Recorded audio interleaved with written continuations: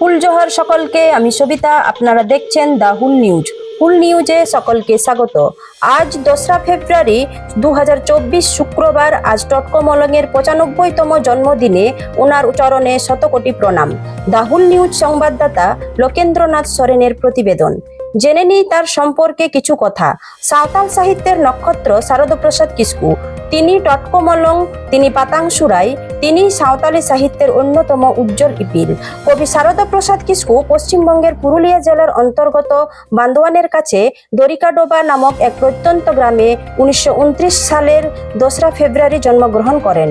তার পিতার নাম চরণ কিস্কু এবং মাতার নাম ধনমণি কিস্কু। তিনি ছিলেন তার পিতামাতার কনিষ্ঠ পুত্র।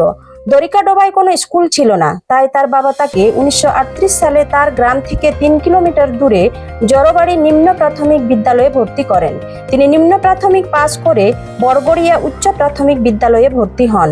প্রতিদিন সে তার বাড়ি থেকে 6 কিলোমিটার দূরে বরগড়িয়ায় স্কুলে যেতেন। তিনি 1940 সালে উচ্চ প্রাথমিক পাস করেন। তারপর বাঁকুড়ার রানীবাঁধ মিডিল ইংলিশ স্কুলে ভর্তি হন। রানীবাঁধ তার গ্রাম থেকে অনেক দূরে ছিল, তাই সে তার আন্টি আহ্লাদের বাড়িতে তালগড়িয়ায় থাকার সিদ্ধান্ত নিয়েছিলেন। তিনি একজন দরিদ্র মহিলা ছিলেন। তিনি হারাধন হেমব্রমের বাড়িতে কাজ করতেন এবং তিনি কোনোভাবে দিনে দুবেলা খাবার জোগাড় করতেন। শারদাপ্রসাদ 1984 সালে প্রথম বিভাগে ম্যাট্রিকুলেশন পাস করেন। বাঁকুড়া বিষ্ণুপুর রামানন্দ কলেজে আইএসসিতে ভর্তি হন। তবে তার অর্থনৈতিক অবস্থা খারাপ হওয়ায় পড়ালেখা চালিয়ে যেতে পারেননি। এরপর জীবিকার জন্য তিনি 1950 সালে বান্দোয়ান হিন্দি শিক্ষণ কেন্দ্রে 3 মাসের হিন্দি প্রশিক্ষণ নেন। প্রশিক্ষণ কোর্স শেষ করে তিনি জামতড়িয়া সিনিয়র বেসিক স্কুলে শিক্ষকতার সুযোগ পান। পরে তিনি সক্রিয় রাজনীতিতে যোগ দেন, যার জন্য তিনি একজন শিক্ষকের চাকরি ছেড়ে দেন এবং কংগ্রেসের টিকিটে 1962 সালের পশ্চিমবঙ্গের বিধানসভা নির্বাচনে প্রতিদ্বন্দ্বিতা করেন। কিন্তু পরবর্তীতে সমর্থনে পরাজয় নিয়ে তিনি প্রাথমিক বিদ্যালয়ে শিক্ষক হিসাবে যোগদান করেন। পরবর্তীতে তিনি নিজেকে দেশের একজন সেরা আদর্শ শিক্ষক হিসেবে প্রতিষ্ঠিত করেন এবং 1973 সালে ভারতের তৎকালীন রাষ্ট্রপতি ভিভি গিরির কাছ থেকে শ্রেষ্ঠ আদর্শ শিক্ষক পুরস্কার লাভ করেন। সাঁওতাল সম্প্রদায়ের মধ্যে তিনি ছিলেন ভারতের প্রথম শিক্ষক যিনি এত মর্যাদাপূর্ণ পুরস্কার পেয়েছিলেন। তিনি 1989 সালে তার শিক্ষকতা পেশা থেকে অবসর গ্রহণ করেন। উচ্চ বিদ্যালয়ে অধ্যয়নকালে তিনি নরসিংহ হেমব্রমের লেখার সংস্পর্শে আসেন, যিনি সেই সময় নাহা সেরেন পুঁথি সাঁওতালি গানের একটি বই রচনা করেছিলেন, যা শারদাপ্রসাদকে গভীরভাবে অনুপ্রাণিত করেছিল এবং তিনি তার লেখা শুরু করেছিলেন। প্রথম দিকে তিনি সাঁওতালি ভাষায় গান এবং তারপর সাঁওতালি ভাষায় কবিতা লেখা শুরু করেন। বিহার সরকারের মাসিক মুখপত্র হিসেবে বিহার সরকারের তথ্য ও জনসংযোগ বিভাগ কর্তৃক প্রকাশিত হরসংবাদ পত্রিকায় তার প্রথম কবিতা প্রকাশিত হয়। তিনি ছদ্মনামে অনেক গল্প লিখেছেন। টটকো মলং উচ্চ কপালের একজন মানুষ। তিনি তেত্রে পত্রিকায় পাতাংশুরাই পাতার পোকা ছদ্মনামে লিখতেন। তিনি ছিলেন শ্রেষ্ঠ কবি। সাঁওতালি ভাষায় তিনি বেশ কয়েকটি কবিতার বই প্রকাশ করেছেন এবং তার মধ্যে উল্লেখযোগ্য হল বুর্ক ইপিল 1953, উহুবৌ 1960, গাংগাডারে 1967, লাহাহররে 1985, জুডসি অনলমালা 1994, বিদায় বেড়া 1997।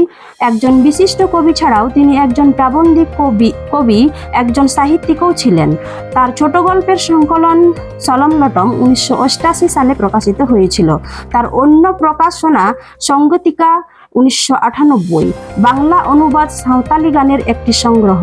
তিনি মাসিক সাঁওতালি সাহিত্য পত্রিকা খেরওয়াল আড়াং 1958 এবং সুসের ডাহার 1972 সম্পাদক ছিলেন। তিনি পেয়েছেন অসংখ্য পুরস্কার, সম্মান ও স্বীকৃতি। তার মধ্যে উল্লেখযোগ্য হল 1963 সালে আবহাওয়া গাঁওতা দ্বারা শ্রেষ্ঠত্ব সম্মান, 1973 সালে ভারতীয় সাহিত্য পরিষদ দেওঘর দ্বারা শ্রেষ্ঠত্বের সম্মান, 1981 সালে মহারাজনগর আদিবাসী ক্লাব কর্তৃক শ্রেষ্ঠত্বের সম্মান, বিক্রমশিলা হিন্দি বিদ্যাপীঠ কর্তৃক 1982 সালে কবিরত্ন পুরস্কার, বিহার সরকারের রাজভাষা বিভাগ কর্তৃক 1986-87 সালে 4000 টাকা নগদ পুরস্কার, পুরস্কার। 1987 সালে সাঁতরাগাছি লেখক সম্বর্ধনা কমিটি থেকে হিহিরি পিপিড়ি পুরস্কার। আইসুয়া দ্বারা 1989 সালে শ্রেষ্ঠত্বের সম্মান। 1989 সালে পশ্চিমবঙ্গ সরকার কর্তৃক গুণীজন সম্বর্ধনা। সাঁওতালি সাহিত্য পরিষদ খেরওয়াল বীর দুমকা কর্তৃক গুরু গমকে সম্মান। তিনি ছিলেন প্রকৃতি, পথ ও বিপ্লবের কবি, তাই অনেকেই তাকে মহাকবি সাধুরাম চাঁদ মুর্মুর প্রকৃতি শিষ্য বলে উল্লেখ করেন। তদুপরি তিনি একজন সমাজ সংস্কারক ছিলেন, যিনি সারা জীবন সাঁওতাল সমাজে জাদুবিদ্যার কুফলগুলির বিরুদ্ধে লড়াই করেছিলেন। শারদা প্রসাদ কিস্কু 18 মার্চ 1996 তারিখে শেষ নিঃশ্বাস ত্যাগ করেন। সাঁওতালি ভাষা ও সাহিত্যে তার অগণিত অবদানের জন্য তিনি স্মরণীয় হয়ে থাকবেন। সাঁওতালি সাহিত্যে অসামান্য অবদানের জন্য পশ্চিমবঙ্গ সরকার 2009 সালে কবি শারদা প্রসাদ কিস্কুর নামে একটি পুরস্কার চালু করে। আজকের প্রতিবেদন এখানেই শেষ হলো। দ্য হুল নিউজ চ্যানেলটি এখনও যারা সাবস্ক্রাইব করেননি, প্লিজ সাবস্ক্রাইব করুন। ফুল জোহার।